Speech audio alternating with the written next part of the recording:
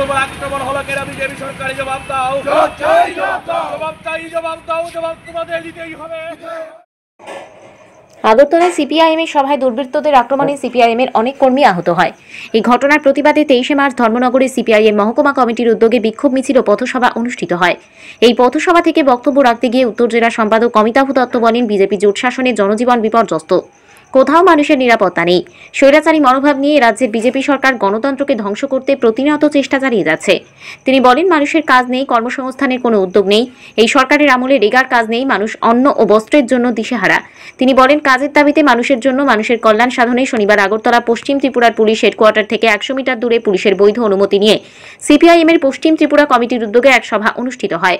সভা চলাকালীন হঠাৎ করে বিজেপি সমর্থিত কিছু সংখ্যক দুর্বৃত্তরা ওই সভার উপর হামলা চালায়। তাতেই অনেক সিপিআইএমের কর্মীরা আঘাতপ্রাপ্ত হয়।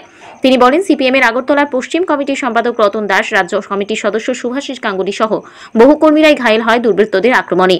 এই ধরনের ন্যাক্কারজনক ঘটনার প্রতিবাদে রবিবার তারা ধর্মনগরে প্রতিবাদ মিছিল ও পথসভায় সামিল হয়েছেন। পুলিশ আজ দলদাসের ভূমিকায় নিজেদের কর্তব্য পালন করছে। তিনি দাবি করেন, বিগত বামফ্রন্ট সময়ে রাজ্যের পুলিশ প্রশাসনের বিভিন্ন কার্যকলাপের উপরে, তাদের আত্মবলিদানের উপরে তাদেরকে রাষ্ট্রপতি পুরস্কার দেওয়া হয়েছিল। বর্তমান বিজেপি সরকারের সেই পুলিশের সামনেই বিজেপির দুর্বৃত্তরা অমানবিক আক্রমণ চালিয়ে গেছে সভার উপর, কিন্তু দলদাস পুলিশ শুধু দর্শকের ভূমিকায় পালন করেছে।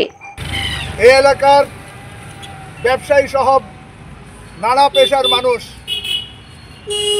আমরা গত 7 বছর এই রাজ্যে প্রতিদিন বিজেপি এবং আরএসএস যৌথভাবে যে ধ্বংসযজ্ঞ রচনা করেছেন, তার অবসানের জন্য আজ আমরা রাস্তায় নেমেছি। গোটা রাজ্যের মানুষ, গোটা দেশের মানুষ বিজেপি আরএসএসের ফ্যাসিবাদী তাদের যে ভূমিকা, ধ্বংসাত্মক যে ভূমিকা, আক্রমণাত্মক যে ভূমিকা, ধর্মনিরপেক্ষতার বিরুদ্ধে তাদের যে যুদ্ধ, আমরা তার বিরুদ্ধে যুদ্ধ ঘোষণা করছি। ইতিমধ্যে আমাদের রাজ্যে বিজেপি জোট অপশাসন তাদের অবসানের ঘণ্টা শুনতে পাচ্ছেন। সেই জন্য তারা গণতন্ত্রকে বিশ্বাস করেন না, নাগরিক অধিকারের উপর তাদের কোনো বিশ্বাস নেই, স্বাধীনতার উপর তাদের কোনো আস্থা নেই। মানুষের জনজীবন আজকে বিপর্যস্ত। ধর্মনগর শহরের মূল রাজপথ দেখুন, নেই মানুষ, নেই জনজীবন, প্রায় স্তব্ধ হয়ে আছে। দোকানপাট সব বন্ধ হয়ে আছে। মানুষের রুজি রোজগার নেই, কাম কাজ নেই। সমস্ত ক্ষেত্রে বিপর্যয় নামিয়ে এনেছে এই বিজেপি জোট রাজত্ব। আমরা কি বলছিলাম?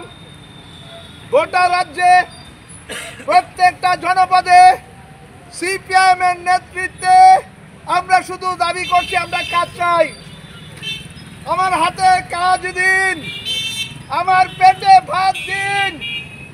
আমার হাতে যে শক্তি আছে সেই শক্তি ব্যবহার করে আমাকে কাজের অধিকার দিন।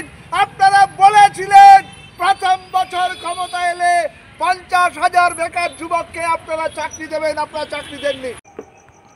কদমতলা থেকে ভানুচন্দ্রের রিপোর্ট, ত্রিপুরা পাইওনিয়ার।